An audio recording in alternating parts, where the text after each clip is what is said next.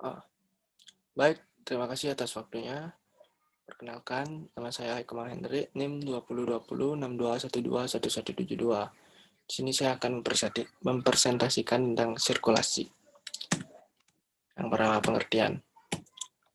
Menurut Francis D. Kaching dalam buku teorinya, Teori Arsitektur 1993, alur sirkulasi dapat diartikan sebagai tali yang mengikat ruang-ruang suatu bangunan atau suatu deretan ruang-ruang dalam maupun luar menjadi saling berhubungan. Sirkulasi pergerakan Bali ruang. Sirkulasi penghubung ruang adalah pergerakan atau lingkup bergerak suatu ruang yang saling berhubungan baik dengan fungsi, bentuk, dan lain-lain. Sirkulasi penghubung ruang dibagi menjadi tiga, yaitu sirkulasi melewati ruang, sirkulasi menembus ruang, dan sirkulasi berakhir dalam ruang. Yang kedua, elemen-elemen sirkulasi. Yang pertama, ada pencapaian. Sebelum benar-benar memasuki interior satu bangunan, kita mencapai pintu masuknya melalui jalur.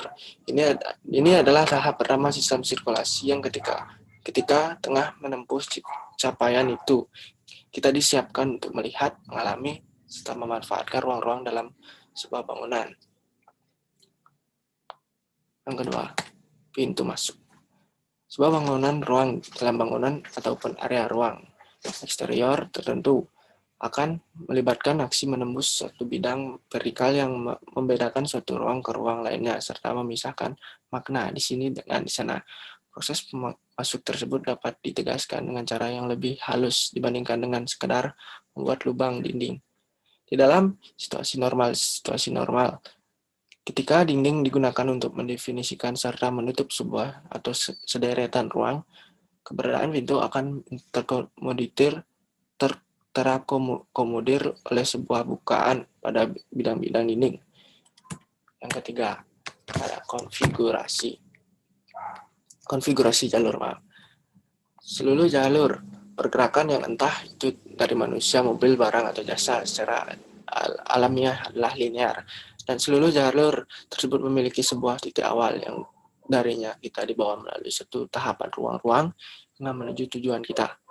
Sifat konfigurasi sebuah jalur mempengaruhi dan juga dipengaruhi oleh pola organisasi ruang-ruang yang dihubungkannya. Konfigurasi sebuah jalur dapat memperkuat sebuah organisasi spasial dengan cara menyejarkan polanya. Konfigurasi jalur bisa dibagi dengan 6 bagian. Yang pertama, linear. Seluruh jalur adalah linear, namun jalur yang lurus dapat menjadi elemen pengatur yang utama bagi serangkaian ruang. Yang kedua, ada radial. Sebuah konfigurasi radial memiliki jalur-jalur linear yang memanjang dari atau berakhir di sebuah titik pusat bersama. Yang ketiga, ada spiral. Sebuah konfigurasi spiral merupakan sebuah jalur tunggal yang berawal dari sebuah titik pusat, bergerak melingkar dan semakin jauh darinya. Yang keempat, ada grid. Sebuah konfigurasi grid terdiri dari dua buah jalur sejajar yang berpotongan pada interval-interval reguler dan menciptakan area ruang berbentuk bujur sangkar atau persegi panjang. Yang kelima, ada jaringan. Sebuah konfigurasi grid terdiri dari jalur-jalur yang menghubungkan titik yang terbentuk di dalam ruang. Yang keenam, ada komposit.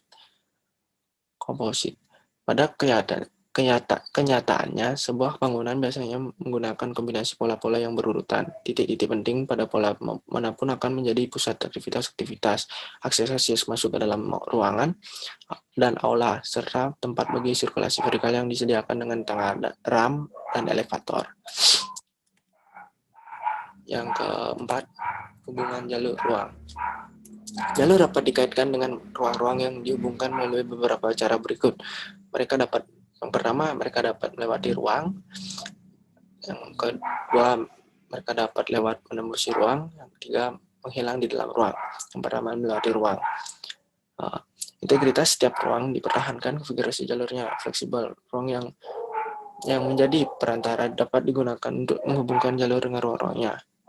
Yang kedua, mereka dapat lewat menembus ruang. Jalur dapat lewat melalui sebuah ruang secara aksial, miring, atau di sepanjang tepinya. Ketika menembusi ruang, jalur menciptakan pola-pola peristirahatan dan pergerakan di dalamnya. Ketika menghilang di dalam ruang, lokasi ruangannya menghasilkan jalurnya menghubungkan jalur ruang ini digunakan untuk mencapai dan memasuki ruang-ruang penting, baik secara fungsional maupun simbolis. Yang kelima, bentuk ruang sirkulasi. Ruang-ruang untuk pergerakan membentuk sebuah bagian integral dari organisasi bangunan maupun dan memiliki jumlah yang signifikan di dalam volume sebuah bangunan. Jika hanya dianggap sebagai alat penghubung fungsional semata, maka jalur sirkulasi dapat menjadi sebuah ruang seperti koridor yang tak berujung. Sebuah ruang sirkulasi bisa tertutup, membentuk suatu galeri publik atau koridor privat yang berhubungan dengan ruang-ruang yang dihubungkannya melalui akses dalam sebuah bidang dinding. Sebuah ruang sirkulasi juga bisa terbuka pada satu sisi, membentuk sebuah balkon atau galeri yang menyajikan kemenerusan spasial dan visual dengan ruang-ruang yang dihubungkannya. Sebuah ruang sirkulasi juga bisa terbuka pada kedua sisi, membentuk jalur yang setapak berkolom yang menjadi penambahan visi ruang yang dilaluinya tersebut. Sekian presentasi dari saya. Jika ada salah kata, mohon dimaafkan. Saya tutup dengan terima kasih.